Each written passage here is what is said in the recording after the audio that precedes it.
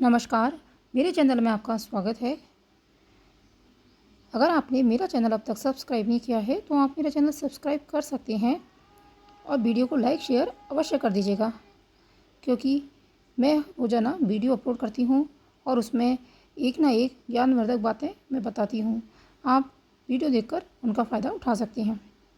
पद्मनाभ द्वादशी कब है और इसका क्या महत्व है, पूजा विधि क्या है, कथा ये हम जान लेते हैं।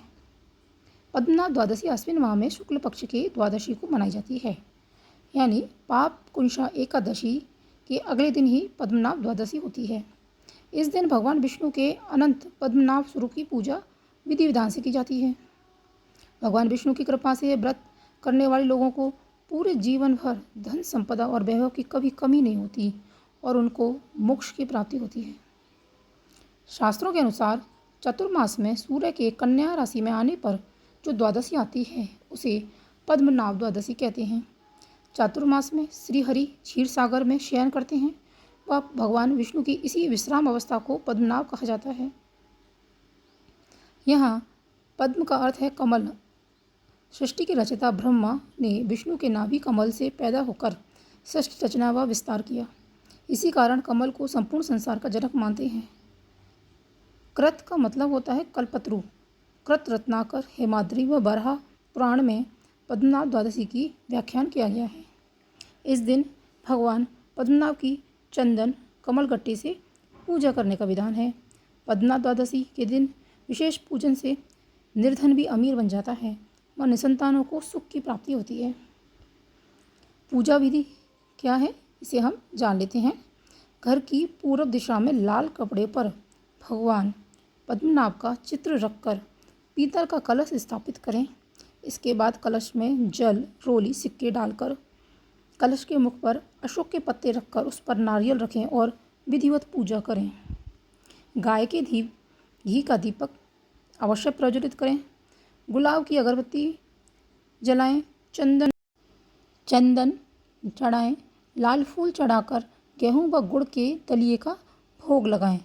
12 तुलसी पत्र चढ़ाकर लाल चंदन की माला से 108 बार मंत्र है ओम पद्मनाभाय नमः, ओम पद्मनाभाय नमः का जाप करें।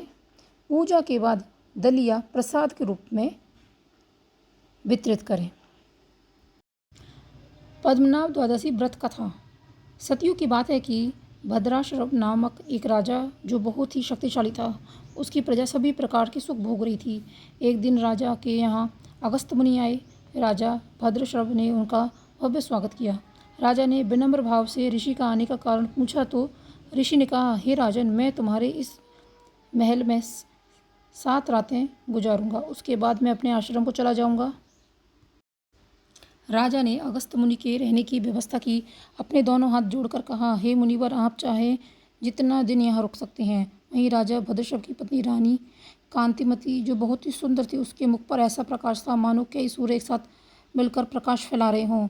इसके अलावा राजा के 500 सुंदरियाँ थीं, किंतु राजा की पटरानी बनने का सौभाग्य केवल रानी कांतिमती को मिला।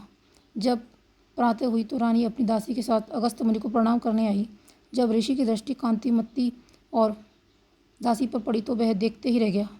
ऐसी परम सुंदरी रानी और दासी को देखकर अगस्त मुनि आनंद में भिन्न होकर बोले, राजा आप धन्य हैं। इसी तरह दूसरे दिन भी रानी को देखकर अगस्त मुनि बोले, अरे यहाँ तो सारा विश्व वज्जित रह गया।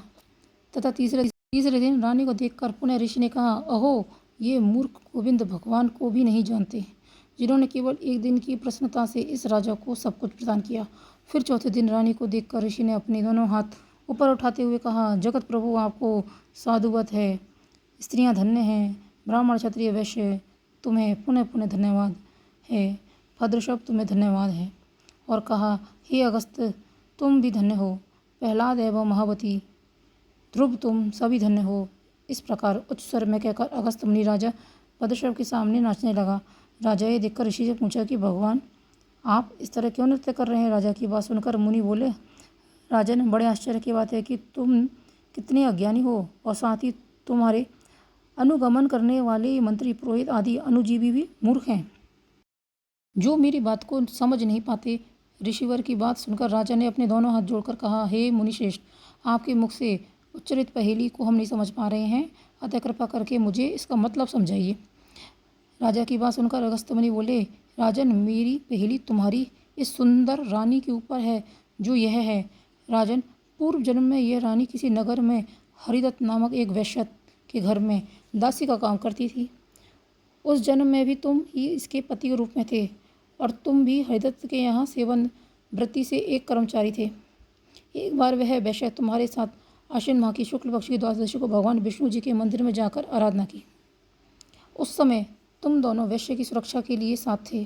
पूजा करने के बाद वह वैश्य तो अपने घर लौट गया, किंतु तुम दोनों मंदिर में ही रुक गए, क्योंकि वैश्य ने तुम्हें आज्ञा दी थी कि कहीं मंदिर का दीपक बुझ नहीं जाए। वैश्य के जाने के बाद तुम दोनों दीपक को जलाकर उसकी रक्षा कर लिए वहीं बैठ गए, और ऐसे में पूरी एक रात तुम उस दीपक की रखवाली के लिए बैठे रहे। कुछ दिनों बाद दोनों की आयु समाप्त होने पर तुम दोनों की मृत्यु हो गई। उसी पुण्य प्रभाव से राजा प्रियव्रत के पुत्र के रूप में तुमने जन्म लिया, और तुम्हारी वह पत्नी जो उस जन्म में वैश्य के रूप में दासी थी, अब एक राजकुमारी के रूप में जन्म लेकर तुम्हारी पत्नी बनी, क्योंकि भगवान विष्णु जी के मंदिर में उस दीपक को प्रज्वलित रखने का काम तुम्हारा था, जिसके फल के आगे तुम यह सब प्राप्त है।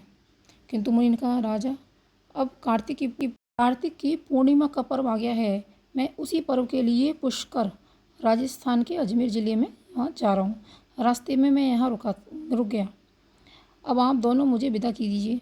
राजा रानी ने अगस्त्य मुनि के पैर छूकर आशीर्वाद स्वरूप पुत्र रत्न प्राप्ति का वर लिया, और आशीर्वाद देते हुए ऋषिवर वहाँ से पुष्कर के लिए चल दिए। यह पद्मनाभ द्वादशी की व्रत कथा थी।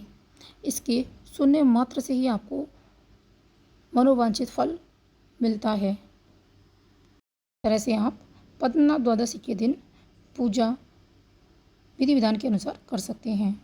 अगर आपको मेरी दी गई जानकारी अच्छी लगती है तो आप मेरे चैनल को सब्सक्राइब करना बिल्कुल भी ना भूलें, और वीडियो को लाइक शेयर अवश्य कर दें। धन्यवाद।